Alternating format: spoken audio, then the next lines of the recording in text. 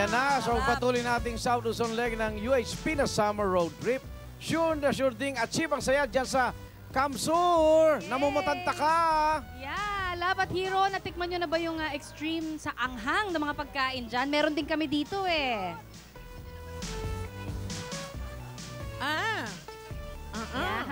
Yes, actually kagabi pa lang. Galing nyo naman! Yes, kagabi pa lang. Kagabi pa lang. Yung Laing at Bicol Express. Yes. Oo. And speaking of extreme, Correct. kilala rin ng Correct, Bicol. correct. Pag sinabing anghang at ganda, meron ng Bicol. Yes, Bicol yan. Yes, Adela. meron Bicol ng yan. Bicol. Hindi pwedeng mawala yan, guys. At pag sinabing Camarines Sur, maaksyong water activities.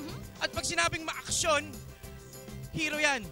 Akala ko, Fernando po Jr. Kaya, syempre nga, di ba makikita dito sa areang ito, ang tinatawag nilang Mount Isarog. Ang ganda niya. Kanina actually, natatakpan siya ng Ng fog.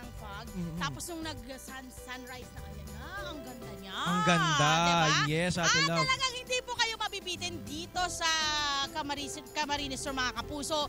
Dahil si Hero nga at ako, ay nako, itatry nga namin itong pinakamalaking or pinakabonggang wakeboarding activity nila rito.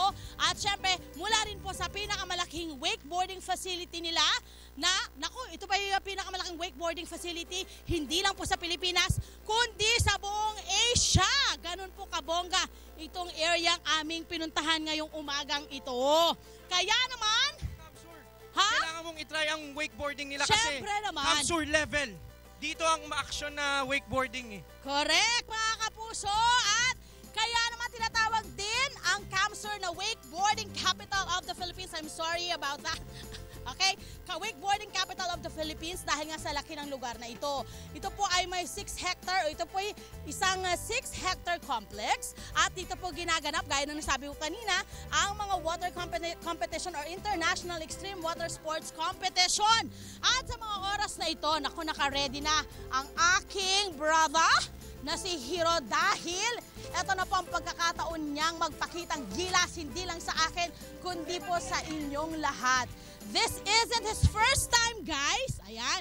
Hindi niya first time to, but of course, kakariring niya to dahil ito na po yung pinakabongga sa lahat. Level up to the max. Ito yung Kamsur level. Kumbaga, ito yung pinaka-difficult.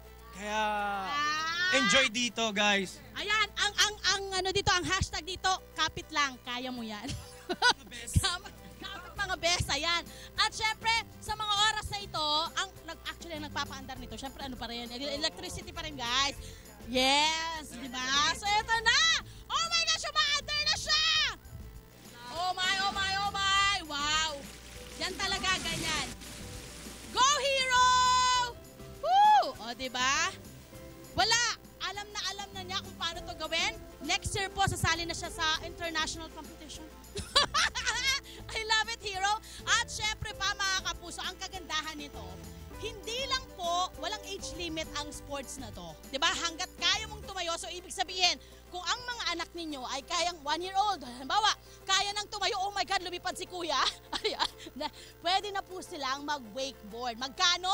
Nako, napakamura lang po. Alam nyo ba kung magkano lang? 160 pesos. Pwede na po kayong mag-wakeboard ng 1 oras. Siyempre, pwedeng umulit kung gusto nyo. Di kaya gusto nyo maghapon. O di kaya maging magat kayo. Magat gabi, nandito kayo para mag-wakeboard. Siyempre, di ba?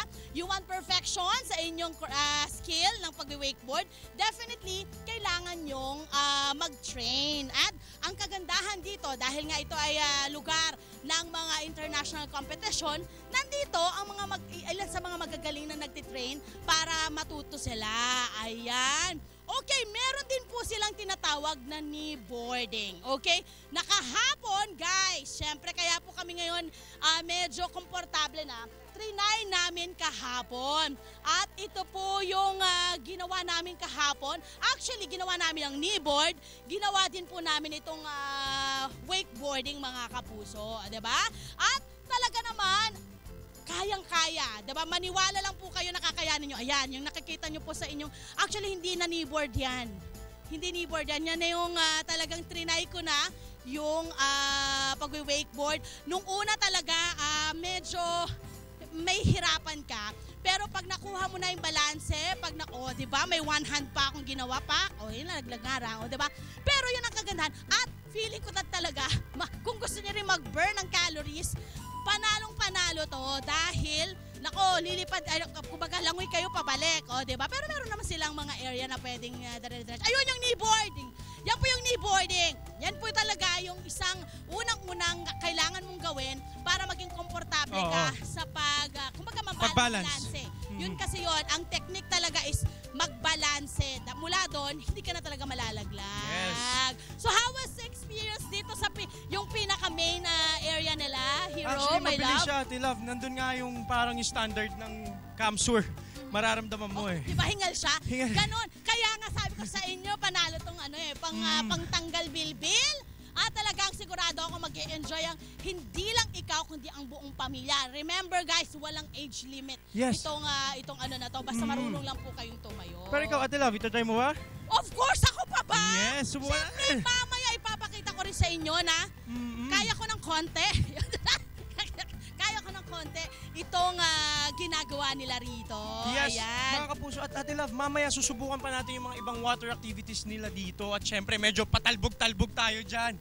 Sa ibabaw ng tubig. Yan! Ako, ano yan? Isang island po ang pupuntahan natin. Island talaga! Love it. Mamaya kung ano yan, kailangan nyo pong pakatutukan. Dapat Yes. hindi po kayo umaalis sa inyong mga telebisyon at hindi kayo lumilipat ang ibang, alam nyo na. O, Channel. diba? Dito lang po kayo sa inyong pambansang morning show. Ay, pinakita na pala nila. Ayan na. Ang unang Unang hirit